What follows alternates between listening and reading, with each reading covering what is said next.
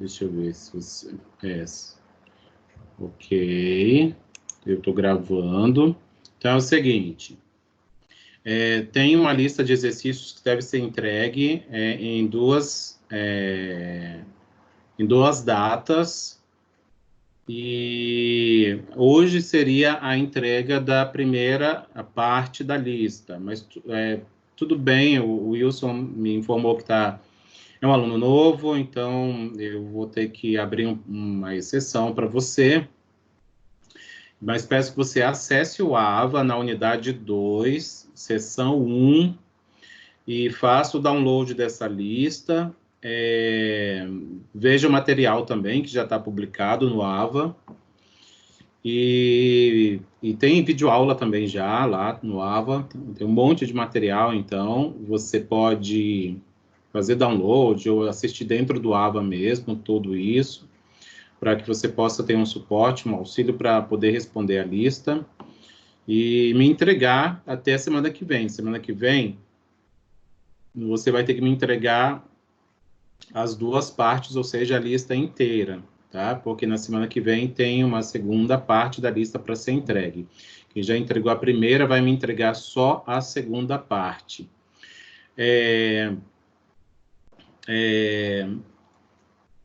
Eu sugiro, eu já vou falar o que eu já sugeri para os alunos que já me entregaram uma primeira parte.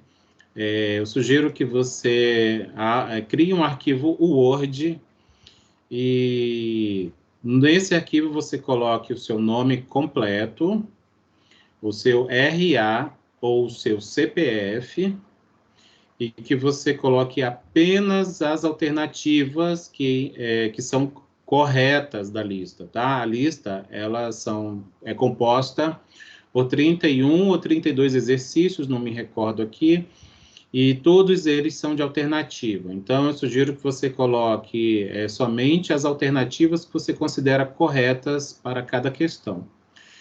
E coloca o nome da disciplina também no arquivo. Nesse arquivo, você vai me enviar por e-mail, tá bom? Depois eu te passo o meu e-mail. Você me chamou ali no telefone, então eu te informo meu e-mail no WhatsApp, tá certo?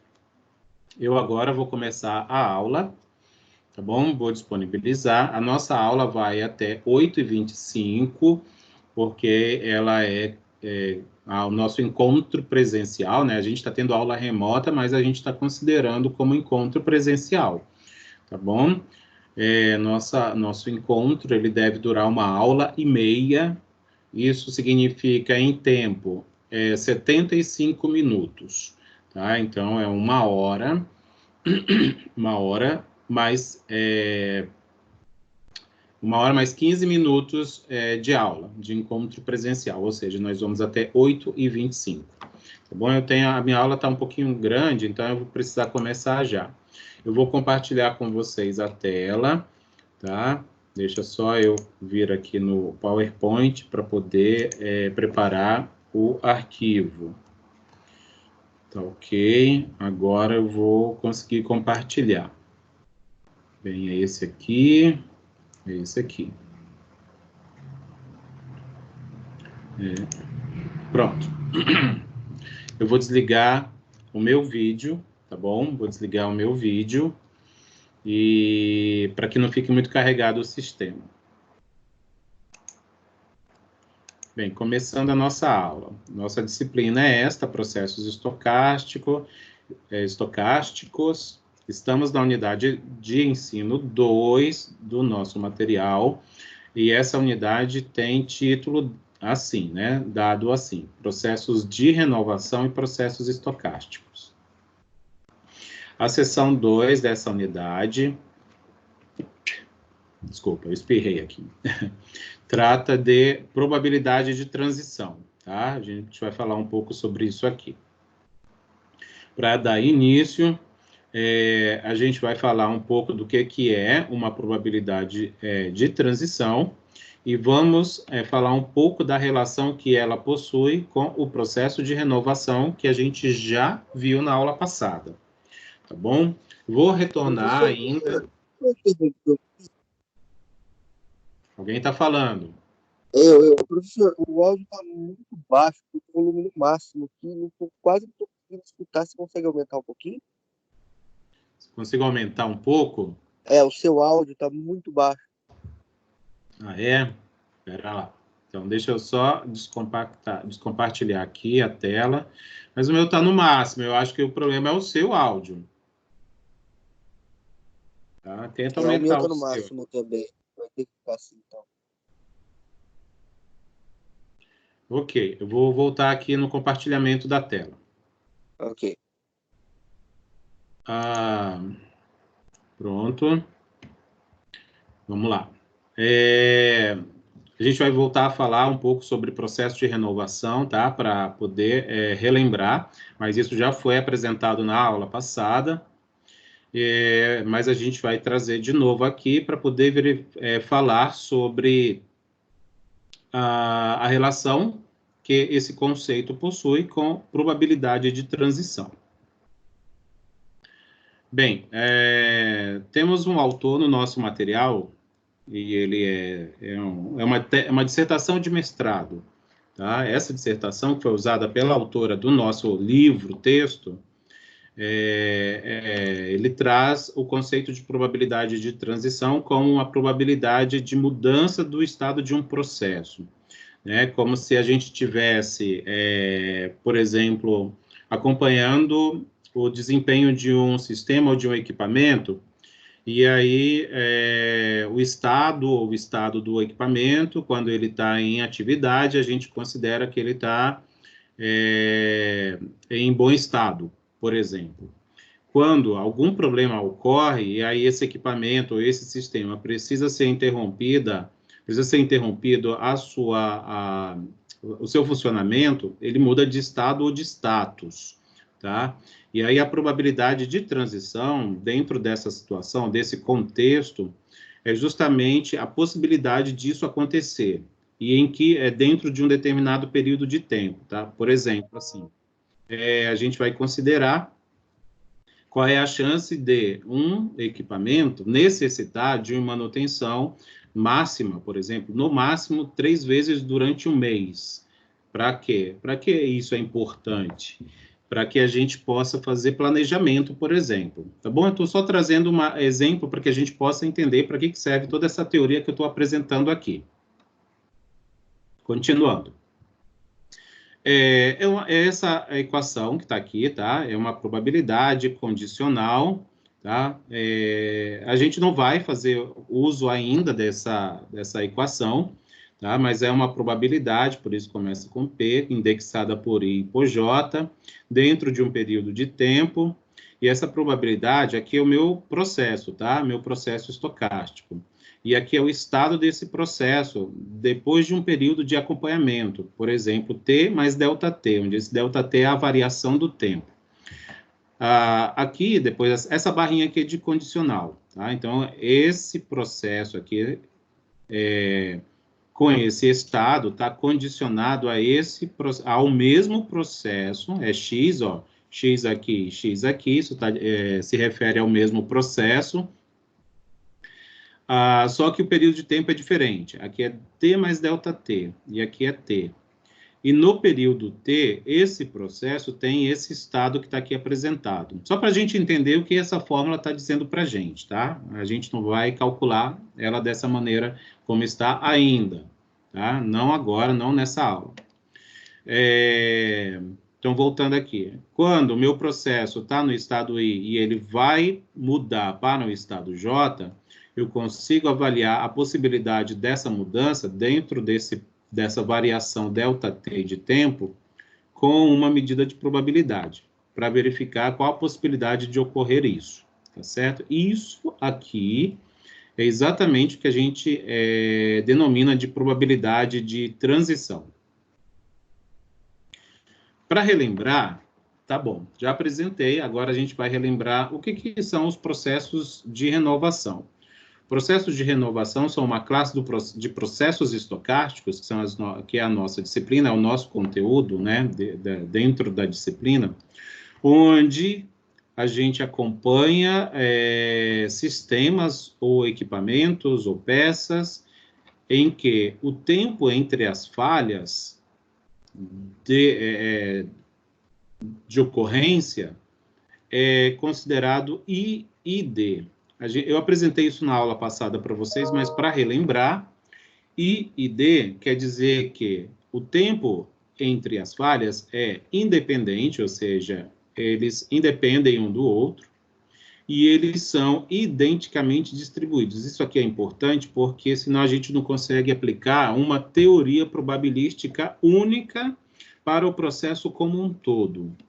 Tá bom? Então, é importante saber o que significa essa sigla IID. Então, recapitulando. Processos de renovação são processos estocásticos, ou seja, fenômenos que ocorrem no tempo, caracterizado por... Aí, veja só, o processo ele acontece quando o meu sistema falha, tá? Quando o meu sistema falha. Falha, na realidade, é um termo bem genérico, que, na realidade, não necessariamente significa falha de falhar mesmo. Significa a realização do processo.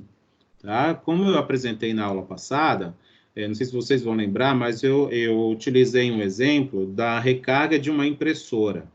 E aí a gente falou de uso de cartucho. E a gente queria saber se valia a pena comprar uma impressora onde a recarga dela era mais custosa, porque os cartuchos eram mais caros, mas a propaganda que se fazia dela é que os cartuchos duravam mais. E aí foi feito um estudo, né, com o uso de teoria de processos de renovação, para avaliar se valia a pena ou não fazer a aquisição daquela impressora. E aí eu lembro que, vocês vão lembrar também, que a gente queria verificar qual a chance ou a probabilidade de que aquela impressora utilizasse, no máximo, 2 cartuchos no período de 1 ano. E aí a gente fez esse estudo aí, fez esse cálculo. Na aula 2.1, na seção, né, na unidade 2, seção 1, a aula que está lá apresentada, tem esse exemplo. E foi justamente uma aplicação de processos de renovação. Por que eu estou trazendo esse exemplo aqui? Para mostrar para vocês que a falha que acontecia lá nesse exemplo da impressora não era uma falha, mas sim era uma mudança, uma troca de um item do equipamento, que no caso era o cartucho, tá bom? Então, olha só, uma característica dos processos de renovação é que os sistemas, eles se comportam como se não tivessem memória, por isso que eles são independentes, tá? É assim, eu tenho um período de tempo, eu tenho um equipamento, ou estou acompanhando um processo, até a ocorrência do que eu chamo de falha, e aí, vamos supor, vamos considerar que o nosso processo, só para a gente entender bem uma aplicação disso, vamos considerar que o nosso semestre é o período de tempo de análise, o semestre letivo, tá bom? E aí a gente vai considerar como falha no nosso processo o número de provas que o aluno, né, no caso vocês, vão realizar. Vamos considerar que no semestre letivo vocês realizam no máximo 4 provas. Por quê? É a prova B1, a prova B2, a segunda chamada e o exame. Vamos supor que a gente tenha a intenção de calcular a chance de vocês realizarem somente 2 provas, B1 e B2. Né? Ou seja, vocês serão aprovados sem necessitar de fazer segunda chamada para substituição ou exame por conta de nota, né? Não ter atingido a média. E aí a falha, né? A falha aí, no caso, seria a realização da prova, tá bom? Seria isso aí. Continuando. A renovação de um sistema ocorre quando um item com falha é substituído. Então, isso é o que a gente chama de renovação. Por isso, o processo de renovação. tá certo? E a probabilidade de transição é a probabilidade dessa renovação acontecer. Tá bom? Então, para fazer a ligação entre esses dois termos, processo de renovação e probabilidade de transição. Existe uma equação dentro dos processos de renovação que é chamada equação de renovação. Essa equação, ela calcula o número esperado de trocas de uma peça, ou de um item, ou mesmo de um equipamento, ou de um sistema como um todo, tá? Dentro de um período. Então, essa equação, chamada equação de renovação, ela calcula o número de renovações esperados, né, ou médio, dentro de um período específico.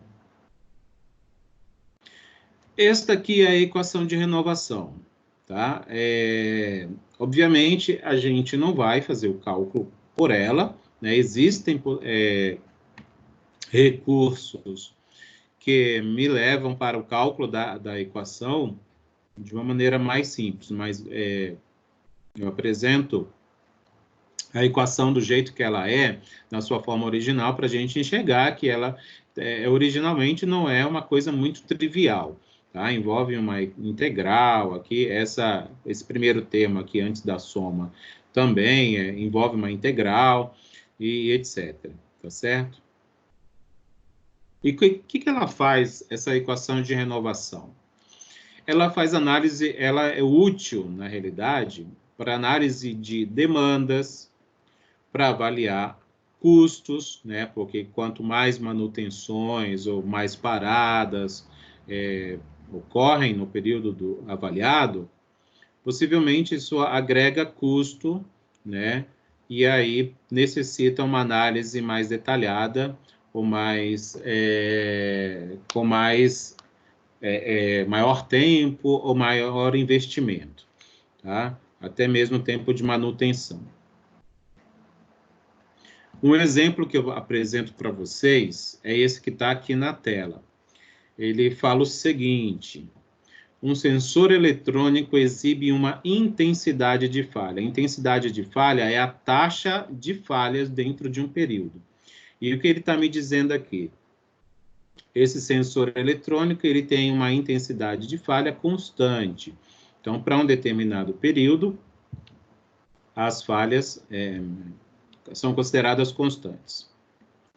O tempo de reparo do equipamento, aqui, para esse exemplo, né, ou seja, o tempo em que vai ficar parado o equipamento ou o sistema até ele ser reparado, a gente vai levar em conta que esse tempo não que ele é desprezível, ou seja, ele não é influente no período de avaliação, tá?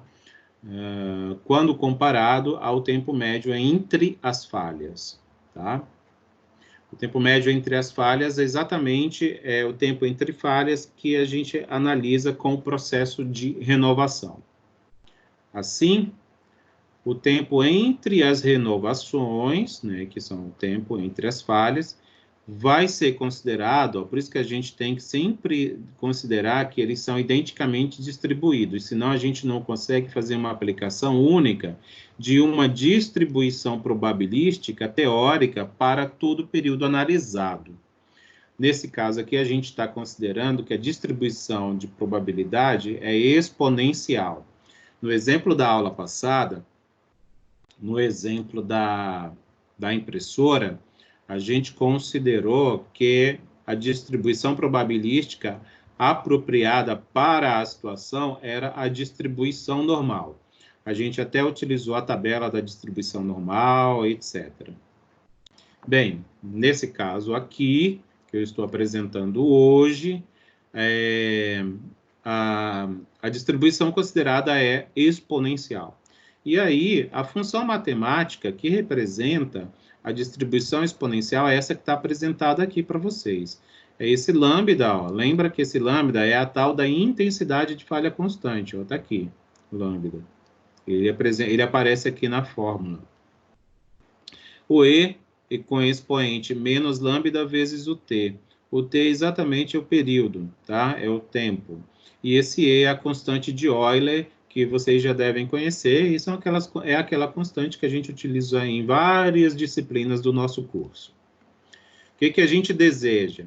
A gente quer determinar o número esperado de renovações nesse período aqui, de 0 até T, que é esse T que aparece aqui. Então, eu quero saber qual é o número esperado, ou o número médio de renovações ou de falhas dentro de um período específico.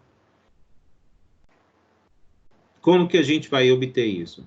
Em vez de usar aquela equação de renovação complexa que eu apresentei para vocês, de uma maneira muito simples, a gente vai perceber que é possível obter a equação de um número esperado, né, de falhas dentro do período, unicamente multiplicando aquela intensidade de falha pelo tamanho do período, tá? O tamanho do período.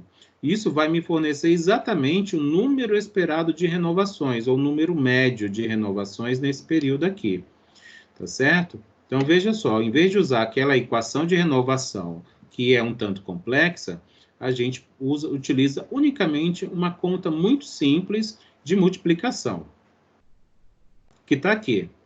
Vamos considerar que este equipamento tem uma intensidade, ou seja, aquele lambda, né? Aquele lambda, com esse valor aqui, ó. 8 vezes 10 a menos 4, então a gente tem um número com representação em notação científica. Esse aqui é 8 vezes 10 a menos 4 renovações em um período de 1 hora, tá? Em um período de 1 hora, ou seja, por hora. A gente quer determinar esse número esperado, né? Então, a gente precisa do tempo, né? O tempo, no caso aqui, vai ser hora. Mas vamos considerar o seguinte. Considerando que o ano de operação é o meu período de desejo, de análise.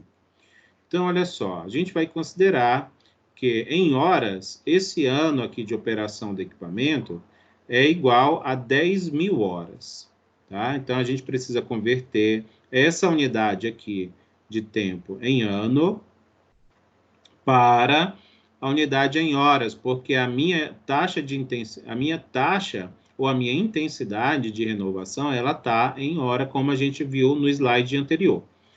Porque senão a gente não consegue fazer essa conta. Lembre-se que os dois elementos, tá? Os dois elementos precisam estar na mesma unidade de medida. Aqui em horas e aqui em horas, renovações por hora, e aqui em horas. Com isso, a gente vai ter o número de renovações. Essa conta aqui, muito simples, né? Esse 10 a menos 4 é igual a 10.000, por isso que, como está menos 4, isso vai estar aqui embaixo, né? Vai estar aqui embaixo, então 10.000 vai cortar com 10.000, que vai estar aqui, vai sobrar esse 8. Então, exatamente 8 renovações. O que esse resultado me diz?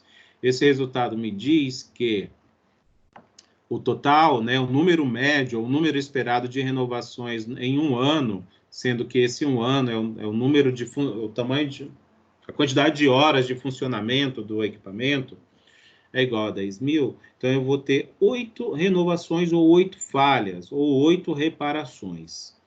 Tá bom? É um exemplo bem simples, só para a gente ver como que a gente consegue estimar o número médio de falhas ou de renovações em um período. Continuando aqui ainda, outro exemplo. Os tempos entre renovações de um brunidor, o brunidor é um polidor, né? São distribuídos exponencialmente. Então, a gente vai continuar trabalhando com a distribuição exponencial, que é aquela função matemática lá que eu apresentei no slide anterior.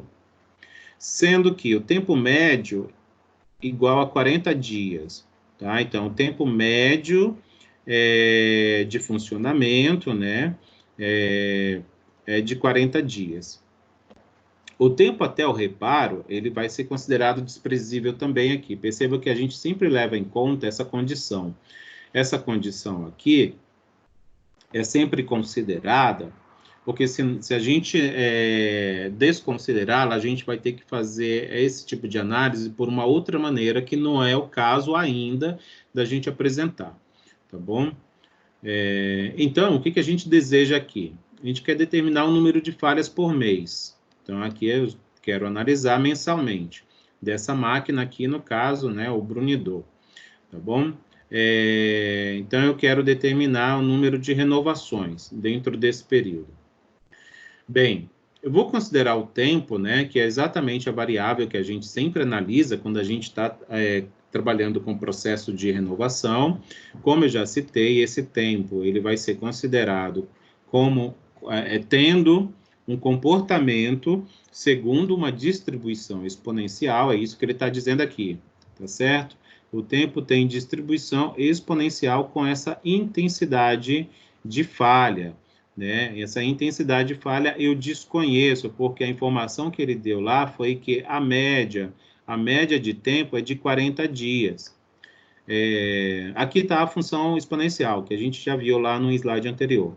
Mas uma situação, né? Uma observação que eu vou fazer aqui para vocês, e que a gente vai ter que lembrar em muitos exercícios que a gente vai ver ainda, ou até nas listas de exercícios que eu vou trazer para vocês, é que a média da distribuição exponencial é dada assim, olha, é 1 sobre lambda. Então, ou seja, o valor esperado do tempo, né, da minha variável aleatória, é igual a 1 sobre lambda.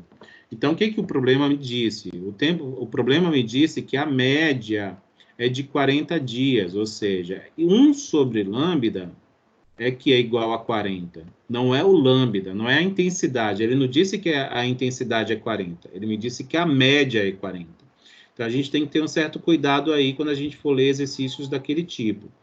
Tá? Para eu achar o lambda, agora é muito simples, né? Basta trocar aqui de posição, porque é 1 sobre lambda igual a 40. A gente vai ter que lambda é 1 sobre 40. 1 sobre 40 é igual a 0,025, ou seja, a conta, né? Dividir 1 por 40. 1 dividido por 40 dá esse número aqui. Isso aqui é o número de renovações por dia. Então, a intensidade agora eu já conheço.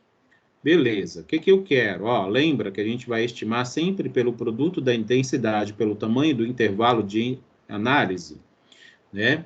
Então, olha lá. Considerando que um mês para a gente, né, vamos considerar como dias úteis, sejam em torno de 20 dias, né, que é o mês que a gente quer analisar.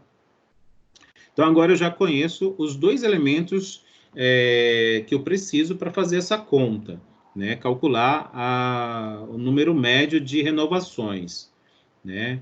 Então, é lambda vezes o t. Meu lambda aqui está encontrado, renovações, dias. Vou considerar um mês em dias, porque aqui está em dia, então aqui vai também ficar em dias. E vou considerar que sejam 20 dias, né? Que esse equipamento, ou esse brunidor, ele vai funcionar por 20 dias. Lambda vezes t é igual a 0,025, que é o lambda, vezes t, que é o tempo, em dias, porque aqui está em dias também. Essa conta me fornece esse resultado numérico, que é 0,5 renovação.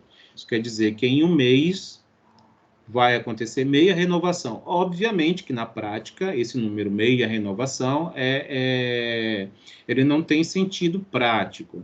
Então, o que a gente vai poder dizer? Se a gente multiplicar por 2, né, a gente vai ter aqui uma renovação a cada 2 meses.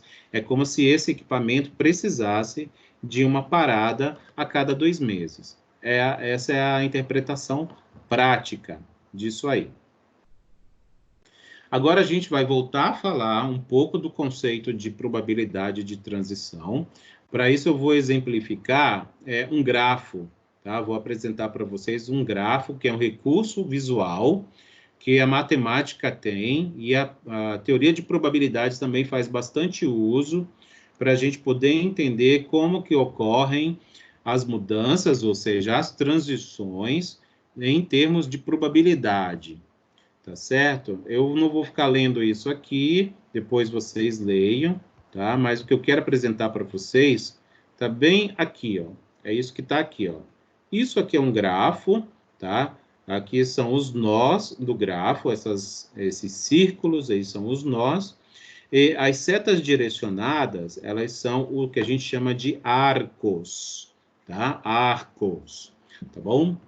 Vejam só, vamos supor que eu esteja analisando um sistema ou uma situação onde essa situação tem apenas dois possíveis resultados, tá? Apenas dois possíveis resultados. Assim, meu sistema está ocupado ou está desocupado, ou em funcionamento ou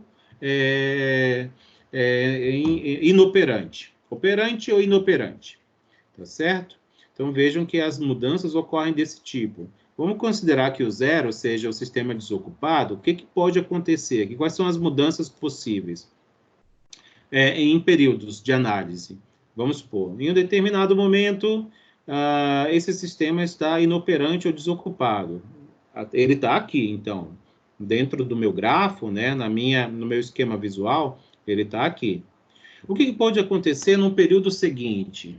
Ele pode se ocupar, ou seja, ele muda o status para 1, ou ele pode permanecer desocupado.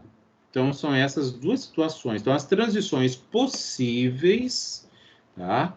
Que dentro do meu contexto, são essas duas, né? Se ele está desocupado, ou ele permanecerá desocupado, ou ele se ocupará. E se ele estiver ocupado? Se ele estiver ocupado, também as transições possíveis serão essas. Ou ele vai permanecer ocupado, ou ele vai se desocupar. Então, de forma visual, é o que esse grafo me diz. E aí, associando com probabilidades, né, agora eu vou poder não só falar de transição, mas de probabilidade de transição. Agora a gente vai ter aqui alguns elementos nesses arcos, tá bom? Então, olha só, o que é o alfa aqui, ó, que está mostrando que vai do 0 para o 1. Aí tem agora uma letra grega, o alfa. O alfa é isso que está aqui, ó. Vai ser representado por esse termo aqui. Tá? Isso representa a probabilidade do sistema mudar de desocupado para ocupado. Então, com essa probabilidade, o meu sistema poderá mudar de um período para outro de desocupado para ocupado. E aí, o caso complementar, por isso que é 1 menos o alfa, é de ele estar, a probabilidade de ele estar desocupado e permanecer. Né? Então, ele sai do 0 num período e volta para o 0. Ou seja, vamos supor, em um determinado momento, vamos supor assim, eu estou desocupado e daqui a 10 minutos, seria a minha próxima verificação, eu continuarei desocupado. Seria uma coisa do tipo assim, tá certo? Agora vamos considerar o outro nó. O outro nó que é o de representa estar ocupado. Vamos supor, estou ocupado, né? E aí, em um momento, daqui a um determinado período, eu vou me desocupar, ou vou me desocupar com probabilidade beta, que está aqui, ó, probabilidade beta, esse beta representa a probabilidade do sistema, né?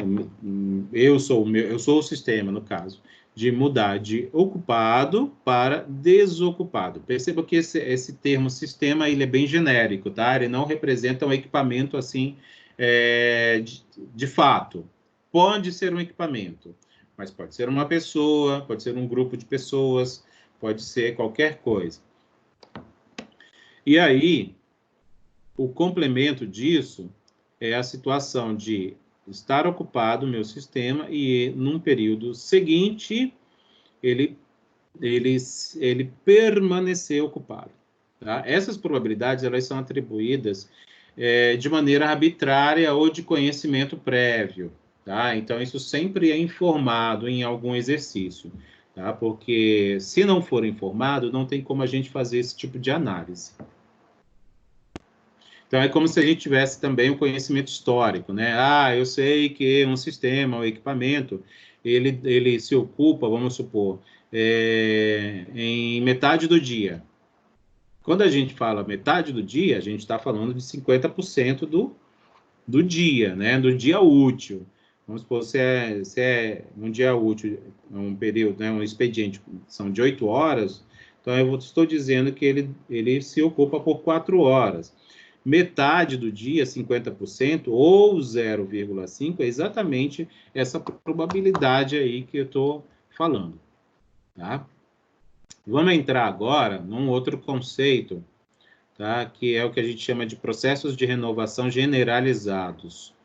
A gente vai usar essa sigla aqui. Quando eu escrever falar de PRG, eu vou estar falando de processos de renovação generalizados. Tá? Esse autor aqui, ele define, então, o PRG como um modelo baseado na idade virtual dos sistemas. Tá? A idade virtual quer dizer que vai ser um sistema baseado na idade dependendo do número de renovações. Tá? E não exatamente no tempo real dele de existência. Na prática, a gente sabe que esses sistemas, em geral, eles sempre, na prática ou na teoria, né, eu diria mais na teoria do que na prática, quando há uma reparação de um sistema, ele retorna para o seu estado perfeito. Na prática, isso não é verdade, né? Na realidade, é contrário. Por exemplo, se a gente vai comparar dois equipamentos que possuem as mesmas condições de operação, né, ou de uso, né, e se somente um deles passa por manutenção periódica, o que vai acontecer com aquele que não passa? Ele vai se deteriorar mais rapidamente. Isso quer dizer que a idade virtual dele, ou seja, a vida útil dele, vai se reduzir mais rapidamente. É isso que trata do PRG, tá? Os PRG, ou Processos de Renovação Generalizado. A gente não vai entrar em conta, tá? Mas a gente está apenas conceituando isso. Graficamente, é como se fosse isso aqui. A gente tem 3 situações. Dentro do PRG, a gente vai ter 3 conceitos, que isso aqui é importante para a gente. A gente não vai ter conta nenhuma aqui, tá certo? Mas quando a gente fala de PRG, a gente vai considerar 3 contextos. O primeiro deles é o que a gente chama de reparo perfeito. O segundo, reparo imperfeito. E o terceiro é o chamado de reparo mínimo. Vou já comentar sobre cada um. Mas, graficamente, é como se a gente estivesse no plano cartesiano avaliando a idade real versus a idade virtual. E aí o tempo está passando aqui, ó, na idade real. Tá? O equipamento foi adquirido e colocado em funcionamento. E aí, veja que a idade real, essa reta diagonal aqui, essa diagonal está me dizendo que a idade real é igual à idade virtual, né? Então, aqui é a deterioração do equipamento, né? Ele vai deteriorando ao mesmo tempo em que ele vai funcionando. No entanto, chegou aqui nesse tempo T1, se eu estiver dentro do contexto de reparo perfeito, quando eu realizo uma falha ocorre, ou seja, um reparo ocorreu. A idade virtual do equipamento, ele zera, ou seja, ele volta a se tornar praticamente zerado ou perfeito, né? Ou renovado, né? Isso que quer dizer um reparo perfeito. No reparo imperfeito, tá? E tá aqui, só voltando aqui um pouquinho. Aí aqui vai depender também do número de renovações que a gente realiza.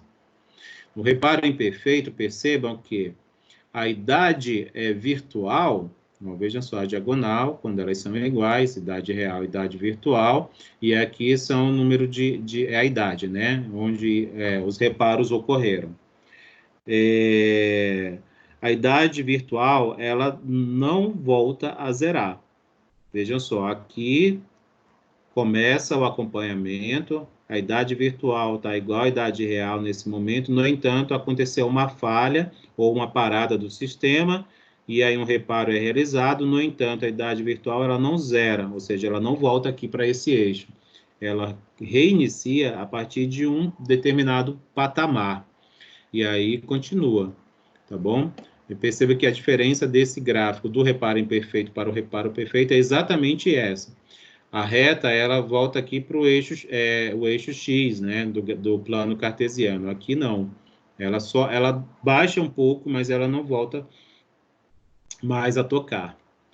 E o reparo mínimo é o pior cenário.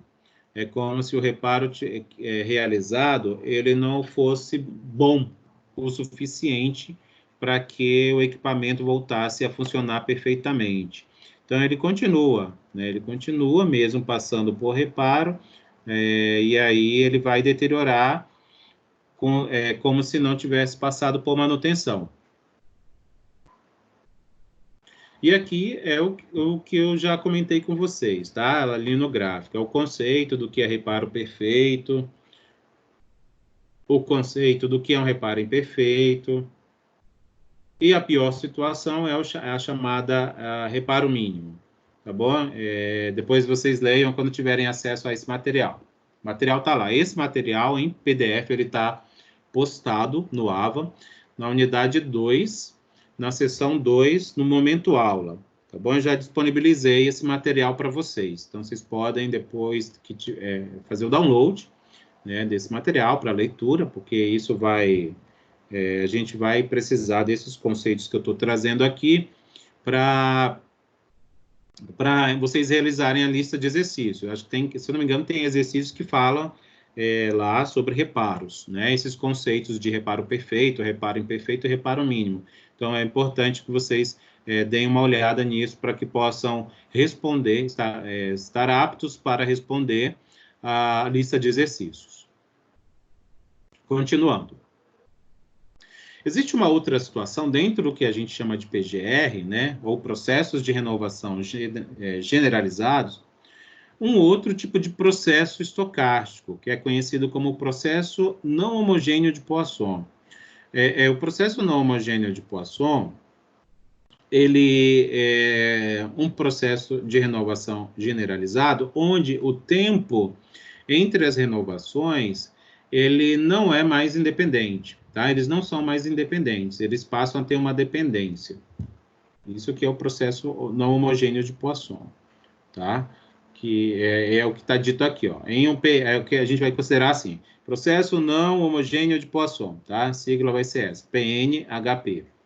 O sistema, ele retorna à operação por intermédio de reparo, mas a gente não considera uma preocupação com falhas futuras. É como se a gente estivesse dentro daquele contexto de reparo mínimo. E isso tem uma implicação de que esses tempos que a gente considerava entre as falhas como sendo independentes, ou seja, se o tempo até a primeira falha demorou, vamos supor, 2 meses, e aí na segunda falha demorou 1 mês, né? Mas mesmo assim não houve influência de um tempo no outro. Aqui não. Aqui a gente vai considerar que se demorar muito, vai influenciar no segundo período de tempo, até a falha 2. Né? Ou seja, se demorou mais é porque possivelmente no segundo talvez demore mais ou demore menos.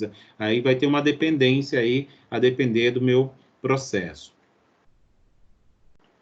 Um conceito que a gente tem, quando a gente fala de processo de renovação, né, é o de disponibilidade, ou seja, se o meu sistema falha demais, isso quer dizer que ele vai ter uma menor disponibilidade para funcionar, né? A disponibilidade dentro desse nosso conceito, ela é a capacidade de um item, né? Vamos considerar aqui o item como sendo um equipamento ou um sistema, estar em condições para executar, né, a sua função num instante ou num intervalo de tempo, ou seja, num período de análise. Esse conceito que está aqui apresentado para vocês, ele está apresentado numa norma técnica da ABNT. Tá? Essa norma é a 5462, que fala sobre manutenções de sistemas. Tá? Essa norma, vocês conseguem acessar pela biblioteca virtual. Possivelmente vocês não vão conseguir fazer download dela, porque só é permitido visualizar em tela. Mas é interessante dar uma olhadinha, por isso que eu não baixei para enviar para vocês, porque eu também não tenho a possibilidade de fazer o download. Mas é possível fazer a leitura dela na tela. É legal de olhar para conhecer, que é uma norma técnica super bacana que fala justamente sobre a disponibilidade de sistemas, né? Ou seja, o estudo né, me fugiu o nome agora, de confiabilidade de sistemas.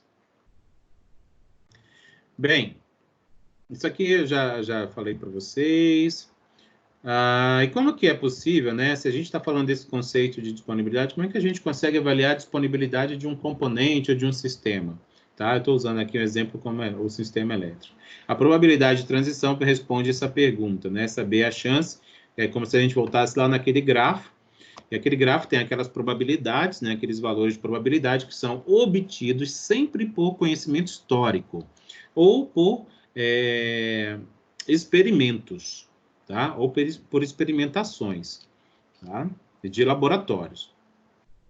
Voltando àquela formulinha que eu já expliquei para vocês, de probabilidade de transição, tá certo? Sempre tem um processo associado, tá? Esse processo sempre é representado por uma letra, a gente tem usado com frequência a letra X, isso não quer dizer que o processo só seja representado por X, eu estou usando o X para a gente manter uma regularidade apenas, tá? Para que a gente não tenha uma sopa de letras na cabeça, e aí isso possa confundir a gente, por uma questão meramente didática, tá? Mas eu poderia usar um Y, lembra? Perceba só o seguinte, que a letra que a gente representa o processo sempre é uma letra maiúscula, tá? Isso aí é padrão, no caso, né? Quando a gente tem a variável, mas sem uma designação do valor mesmo.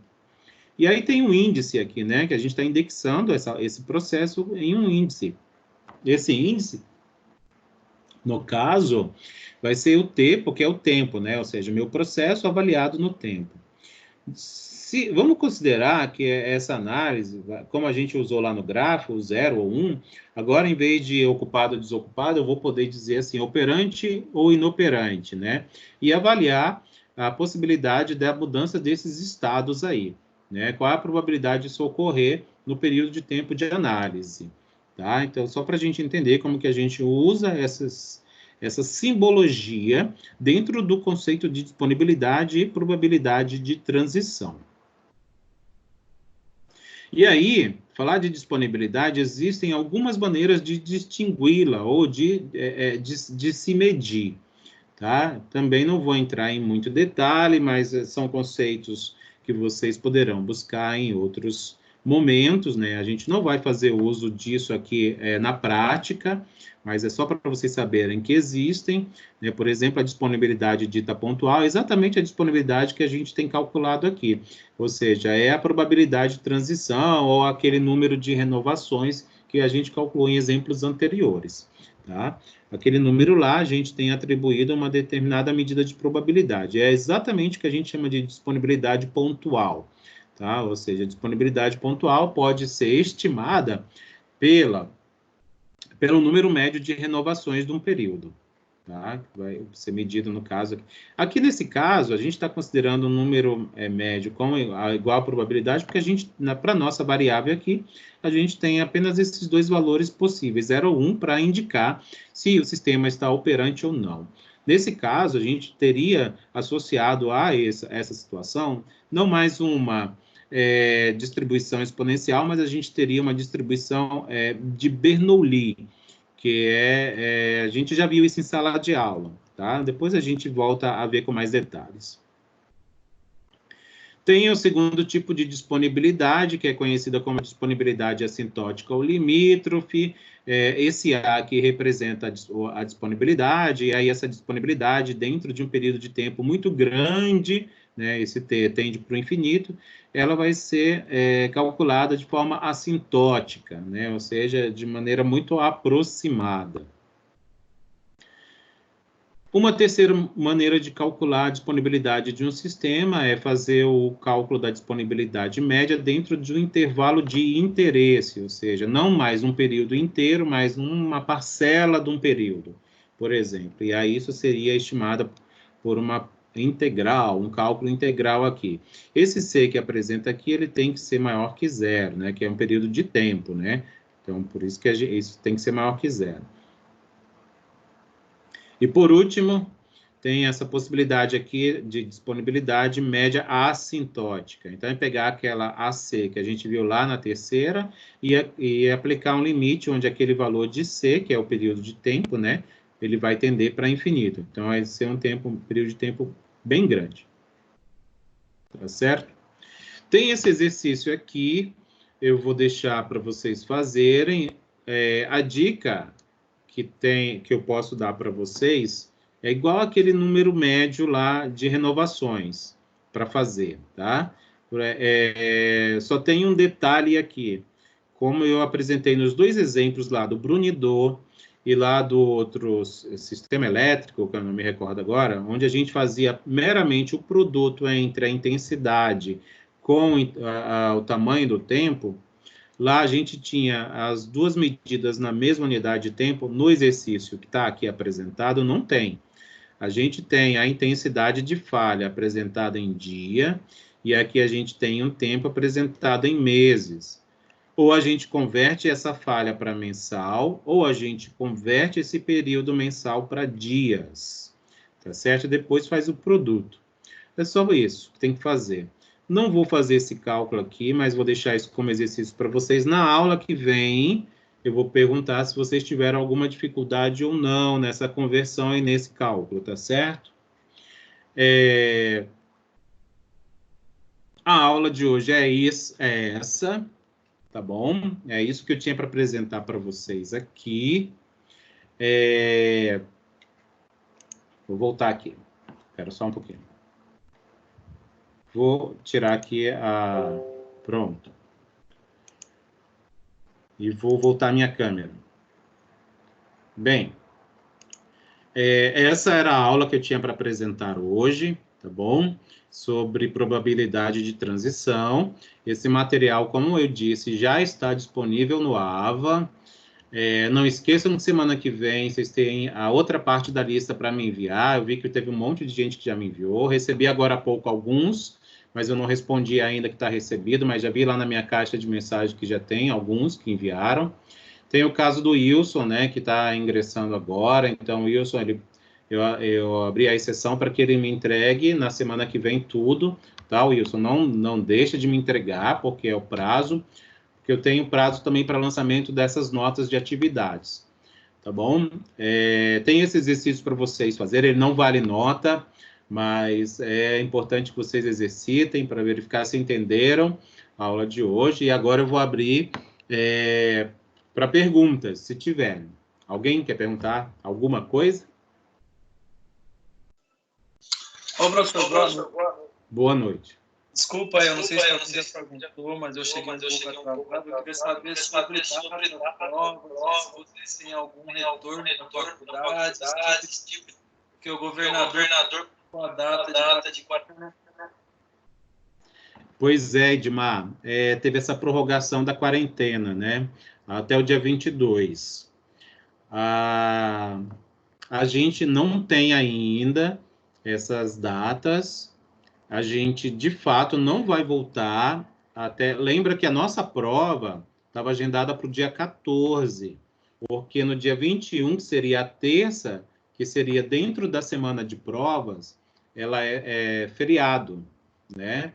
É feriado. Então, a gente teria 2 semanas de provas, e aí a gente ia fazer a nossa prova na primeira semana por conta de que a terça-feira, 21, ela é feriado. Mas veja bem, dia 14 está dentro do período de decreto da quarentena, né? Do isolamento. Então, a gente não vai realizar a nossa prova no dia 14, certamente. E nem no dia 21, porque é feriado. Então, mas eu não tenho, tá? Não tenho essa informação para passar para você, nem para vocês. Mas assim que a gente tiver alguma orientação a respeito disso, a gente vai trazer, tá bom? Mesmo que não seja eu, mas algum outro professor vai ter essa informação e isso vai ser divulgado para vocês o mais breve possível, que a gente tiver acesso a isso. Beleza, professor, obrigado. Tá bom? Alguém quer perguntar algo mais? Boa noite, Marcelo. Então, quer dizer que, referente à prova, então, por enquanto, não tem nada. A gente não precisa nem se preocupar de estar voltando às aulas e já ter que fazer uma prova aí na primeira semana de aula, que, por enquanto, não tem nada ainda, né? Então, Elizabeth, boa noite. A gente, de fato, não tem essa informação. Assim, talvez, obviamente, que a gente, quando a gente retornar, a gente talvez tenha uma semana ou duas para a gente chegar, né? E para a gente fazer uma espécie de revisão, uma espécie de tudo isso que a gente está fazendo remotamente, para que a gente se organize e se prepare para a realização das provas. Assim, uma coisa que eu suponho, tá? Eu não estou dizendo que é certo, mas que eu acho que vai acontecer é de que a gente, quando retornar, a gente vai realizar a prova assim, entre as 2 ou 3 primeiras semanas do retorno. Então, é legal a gente já ir se preparando dessa maneira, tá? Não será, obviamente, na primeira, né? Retornou e já na primeira já faz prova. Isso eu tenho, assim, a sensação, vou até ser ousado em dizer, de que certamente isso não vai acontecer. A gente vai ter um tempo aí para se preparar, mas vai ser logo no começo, nas 2 ou nas 3 primeiras. Então, para que a gente possa ganhar tempo, tá bom? Tá certo, então. Muito obrigada. Por nada. Alguém mais? Essa aula vai ficar disponível também, tá, gente? Eu vou gravar, vou pegar a gravação e disponibilizar lá no Ava. Bem, acho que ninguém quer perguntar mais. Então, gente, eu dou a aula como encerrada, tá bom? Obrigado pela participação de vocês. Participem, porque é importante, para que a gente possa ter uma aproximação, mesmo que seja virtual, né? Nesse período em que a gente precisa ficar nesse distanciamento, mas que a gente não esqueça que a gente continua em atividade letiva, tá bom? Marcelo, só um adendo, né? Como eu acho que o senhor tem mais contato aí com os responsáveis pela faculdade, eu até tive um pouquinho de problema hoje para logar, demorou, porque o portal não estava dando suporte, né? Ele começava, a gente colocava a senha e voltava de novo para pôr a senha de novo. A gente deve estar carregado o portal, está atrapalhando um pouco as nossas aulas online em virtude disso. Eu já ouvi falar disso, assim, já teve gente que reclamou exatamente que no momento do acesso, nesse horário, né, parece que realmente fica sobrecarregado e fica difícil do acesso. Assim, o que você pode fazer, talvez, assim, sugestão, é você pegar, copiar esse link e guardar para você fora do Ava. Se você consegue acessar, pode copiar e guarda ele num outro arquivo, de uma outra maneira, para você não precisar logar no Ava para ter acesso a ele. Tá bom? É só uma sugestão. Bem pensado. Obrigada. Por nada. Então, estamos conversados. Belezinha. Professor. Oi. Beleza. Conversado. Tchau, gente. Boa noite. Falou, professor. Boa semana. Obrigado. Vou encerrar aqui a gravação. Boa noite, professor. Obrigado.